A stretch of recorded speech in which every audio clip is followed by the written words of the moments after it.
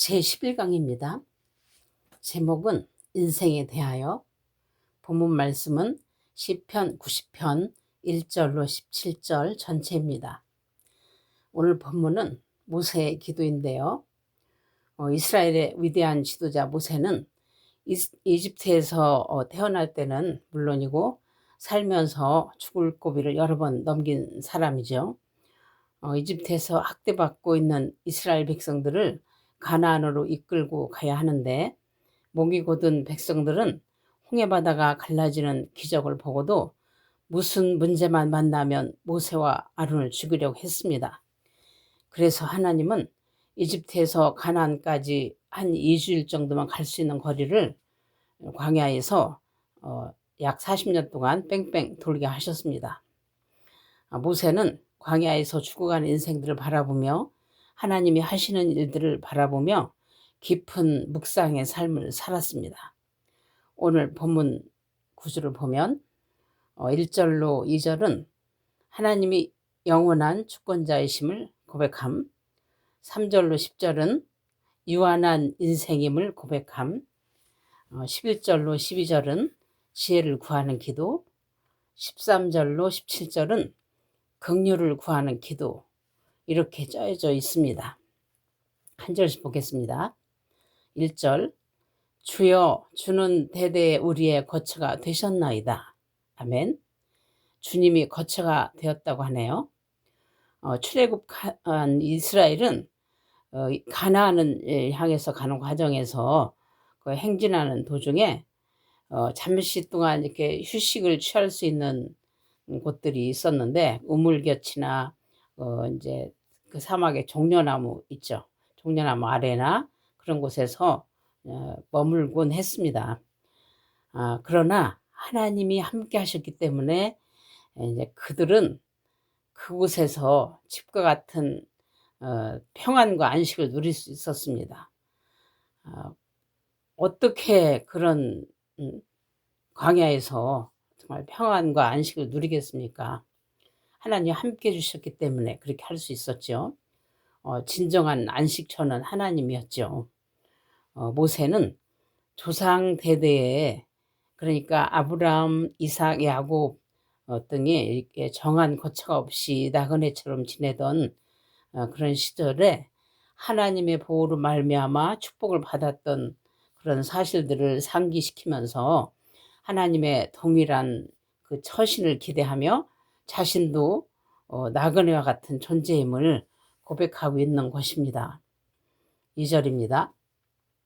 산이 생기기 전 땅과 세계도 주께서 조성하시기 전 곧 영원부터 영원까지 주는 하나님이시니이다. 아멘. 창조주 하나님은 없는 것을 있게 하시는 분, 이 세상을 낳으신 분입니다. 이 세상을 창조하시기 전 영원 전부터 계셨고 앞으로도 영원히 계시는 분입니다. 3절입니다. 주께서 사람을 티끌로 돌아가게 하시고 말씀하시기를 너희 인생들은 돌아가라 하셨사오니. 아멘. 여기서 사람을 뜻하는 그 히브리어 에노시는 전적으로 하나님께 의존한 존재로서 한 번은 죽을 수밖에 없는 연약한 인생이라는 의미를 담고 있는 단어입니다. 여호와를 송축하라 라고 시작하는 시편 103편 13절로 15절을 보겠습니다. 아버지가 자식을 긍휼히 여김같이 여호와께서는 자기를 경외하는 자를 긍휼히 여기시나니 이는 그가 우리의 체질을 아시며 우리가 단지 먼지뿐임을 기억하심이로다. 인생은 그날이 풀과 같으며 그 영화가 들의 꽃과 같도다. 아멘. 티끌을 뭉쳐서 하나님의 형상대로 사람을 만드셔서 하나님 영광을 위하여 살다가 다시 티끌로 돌아가게 하시는 하나님은 우리의 연약한 체질을 아십니다. 4절입니다. 주의 목전에는 천년이 지나간 어제 같으며 밤의 한순간 같을 뿐임이니이다. 아멘. 천년. 창세기 5장에 나오는 그 구약의 조상들의 평균 수명이 거의 1000년이나 되는데, 그것도 영원이신 하나님의 눈에는 지나간 어제 같다고 하는데 인간 수명 70, 80, 100살은 말할 것도 없죠. 베드로후서 3장 8절에서는 사랑하는 자들아 주께는 하루가 천년 같고 천년이 하루 같다는 이 한 가지를 잊지 말라 라고 했습니다. 5절 6절 봅니다. 주께서 그들을 홍수처럼 쓸어 가시나이다. 그들은 잠깐 자는 것 같으며 아침에 돋는 풀 같으니이다. 풀은 아침에 꽃이 피어 자라다가 저녁에는 시들어 마르나이다. 아멘. 아침에 돋는 풀 같으니이다 했는데 근동지방에선 한밤중에 그 폭우 내린 비로 이렇게 마술을 부린 듯이 큰 변화를 만드는데 낮에는 뜨거운 태양 아래 풀들이 사막처럼 타들어가듯 하다가 그런 마른 들에 이제 밤에 내린 비로 인해서 아침에는 초록풀로 가득한 그린필드가 된답니다. 여기서 시인은 인생의 무상함을 풀의 이미지를 빌어서 표현하고 있습니다. 인생이 천년을 살아도 밤에 잠깐 자는 짧은 순간 같고 낮에 뜨거운 태양 아래 다 죽어가는 풀들이 밤에 내린 비로 인해서 쌈박하게 살아나기도 하고 또 그것이 다시 금방 시들곤 하지요. 풀과 꽃은 잠시 아름다운 꽃을 피우다가 곧 시들어 버립니다. 온 인류가 그렇게 죽고 하나님이 선택하신 그 조그만 민족 이스라엘의 출애굽한 그 세대만 봐도 하루에도 수십 명이 죽고 또 우상 숭배와 음행으로 인해서 24,000명이 연병으로 그런 죽은 일도 있었고 정말 홍수처럼 사람들이 죽어 나갔지 않습니까? 출애굽한 사람들은 갈렙과 여호수아와 광야에서 태어난 세대들 외에는 아무도 가나안에 들어가지 못하고 광야에서 다 죽었습니다. 이사야 40장 6절 하에서 7절까지 보면 모든 육체는 풀이요 그의 모든 아름다움은 들의 꽃과 같으니 풀은 마르고 꽃이 시들면 여호와의 기운이 그 위에 불미라. 이 백성은 실로 풀이로다 라고 했고 이 말씀을 인용하면서 베드로전서 1장 25절에서 오직 주의 말씀은 세세토록 있도다 라고 강조했습니다. 이 세상에 어떤 것도 영원한 것은 없습니다. 하나님 말씀만 영원합니다. 10절입니다. 우리는 주의 노에 소멸되며 주의 분내심에 놀라나이다. 아멘. 앞에 그 문맥에서 인생의 무상함을 비유적으로 표현했는데 하나님께 불순종하고 범죄에 빠질 때 이스라엘은 참으로 그 허망하고 비참한 존재로 전락하고 말았다는 뜻입니다. 다시 말하면 본문은 인간의 죄성과 연약성에 대한 그 포괄적인 지수를 하는 게 아니라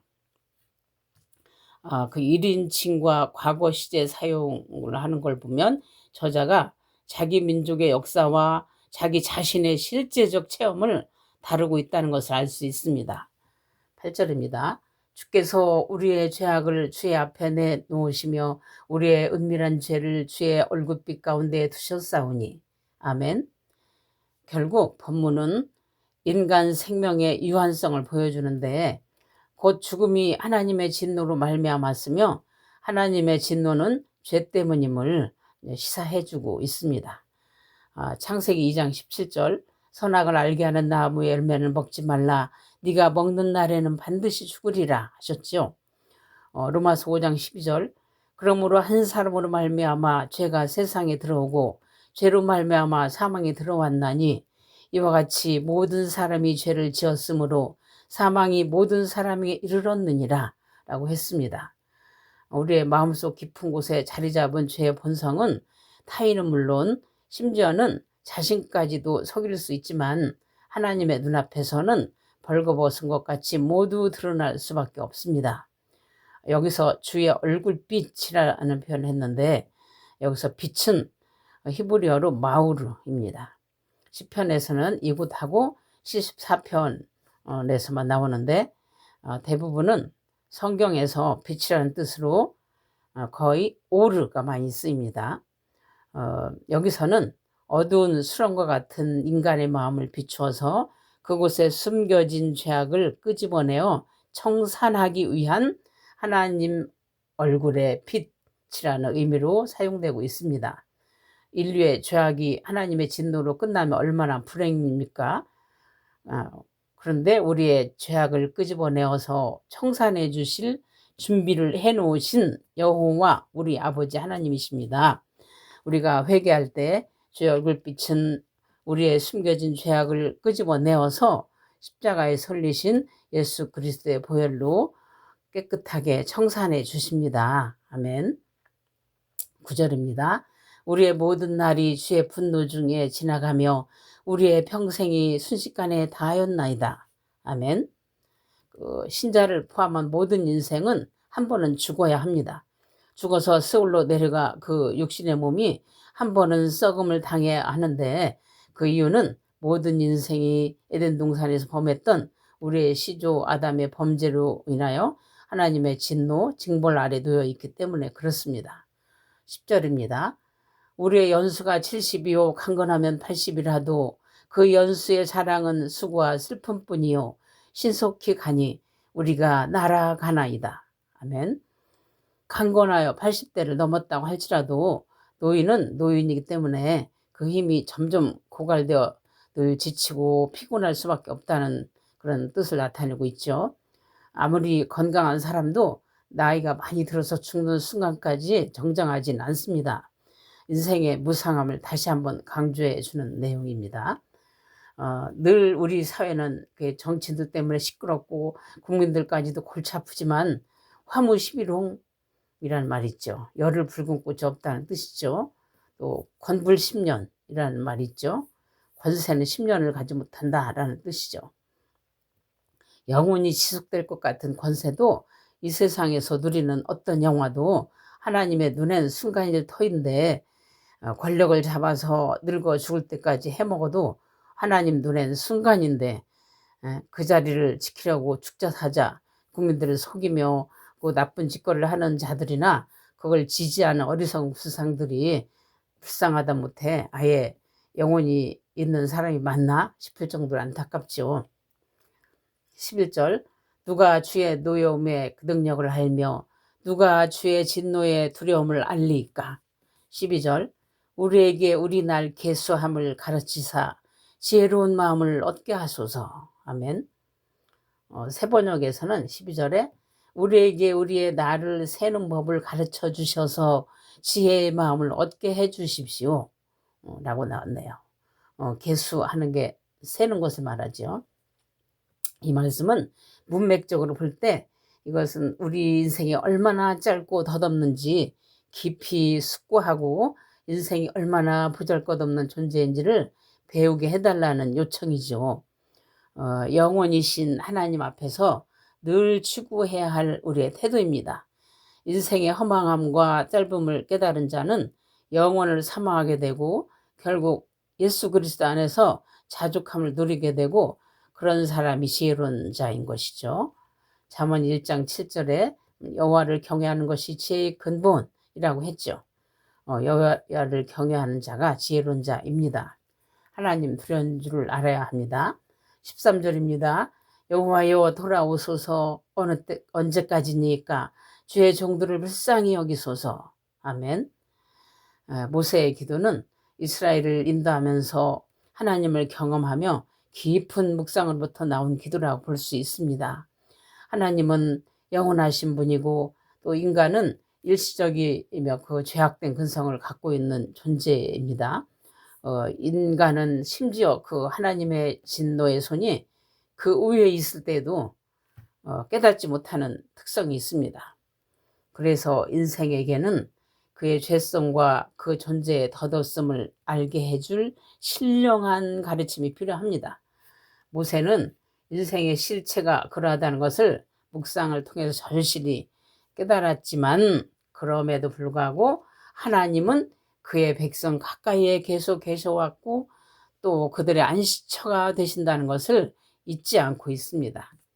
하나님은 죄를 벌하시는 분인가 동시에 긍휼히 여기는 분이십니다. 그러므로 모세는 그와 그의 백성들이 신령한 지혜에 관한 그 교훈을 얻을 수 있기를 요청하고 있습니다. 뿐 아니라 그들을 징계하셨던 하나님이 그분의 인애로 그들을 방문하심으로써 슬픔의 밤이 물러가고 기쁨의 새벽이 시작되기를 기도하고 있는 것입니다. 약속의 땅에서 그들이 새로운 삶을 시작할 때 임하시기를 원하는 하나님의 사랑, 그의 인격적인 현시, 그리고 또 축복을 모세는 이제 기원하고 있습니다.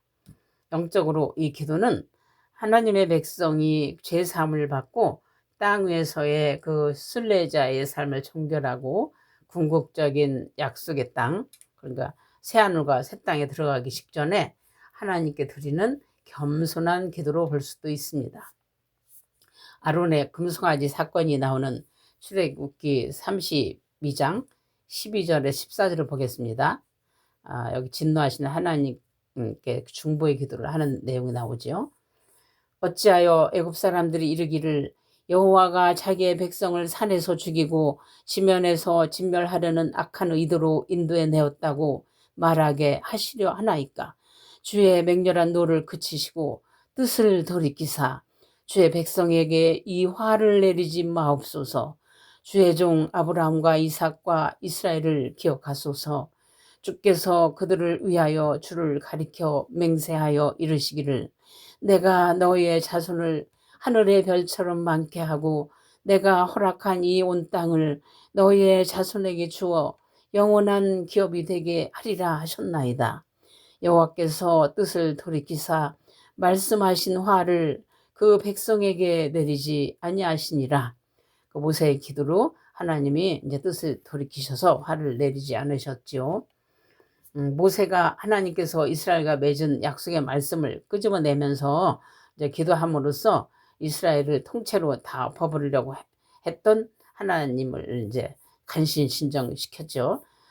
주의 맹렬한 노를 그치시고 뜻을 돌이키사 주의 백성에게 이 화를 내리지 마옵소서 하고 간절히 중보의 기도를 할 때 인애하신 하나님은 그 기도를 들으시고 뜻을 돌이키신 겁니다.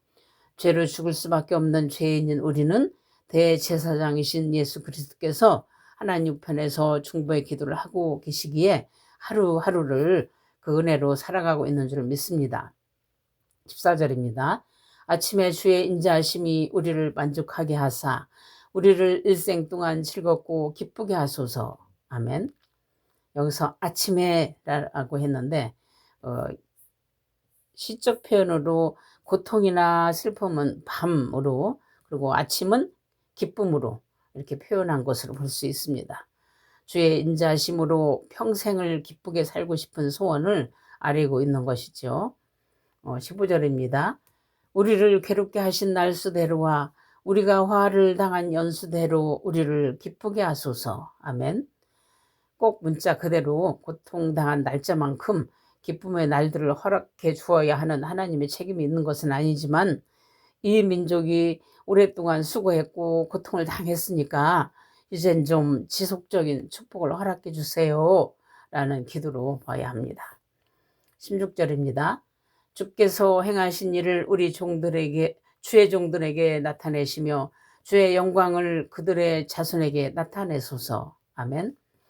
하나님의 영광을 그러니까 주께서 행하신 일, 앞으로도 행하실 일, 그러니까 약속의 땅, 가나안 땅을 정복하고 드러내실 하나님의 성실하심과 선하심과 그 능력을 대대로 온 천하에 드러내시라는 겁니다. 17절입니다. 주 우리 하나님의 은총을 우리에게 내리게 하사 우리의 손이 행한 일을 우리에게 견고하게 하소서. 우리의 손이 행한 일을 견고하게 하소서. 아멘. 주 우리 하나님의 은총을 우리에게 내리게 하사 그랬는데 여기서 은총은 히브리어로 노암인데 뜻은 아름다움, 광채, 그리고 즐겁게 하는 것 등을 의미하는데 영어에서는 favor로 나옵니다. 친절, 은혜라는 의미죠. 그리고 하나님의 은혜가 가시화되도록 친절하게 도와달라는 것입니다. 모세가 가나안 땅 입성을 앞에 두고 있는 상황에서 하나님의 개입 가운데 눈에 보이도록 무사히 가난 입성이 진행되도록 해달라고 간절히 원하는 마음을 반복적으로 우리의 손이 행한 일을 견고하게 하소서라고 강조합니다. 반복함으로써 간절함을 강렬하게 나타내고 있습니다. 오늘 본문 모세의 시는 인생에 대해 많이 생각해보게 하는 내용인데요. 우리는 인생이 험한 이유는 단순한 노화가 아니라 하나님과 단절된 존재의 결과인 것을 기본적으로 인식하고 있어야 합니다. 그래서 어찌 이리 인생이 험한가, 인생이 왜 이리 짧은가 하는 질문 앞에서 예수 그리스도가 정답인 것을 알아야 합니다. 예수 그리스도는 아담의 범죄로 인해서 하나님과 분리된 하나님과 인간의 사이에서 다리를 놓으신 분, 하나님 앞에 드러나는 우리의 죄악을 자기 몸에 지신 분이십니다. 이사야 53장 4절, 그는 실로 우리의 질고를 지고 우리의 슬픔을 당하였거늘 하고 나오죠. 히브리서 4장 14절에 16절 보면, 그러므로 우리에게 큰 대제사장이 계시니 승천하시니 곧 하나님의 아들 예수시라. 우리가 믿는 도리를 굳게 잡을지어다.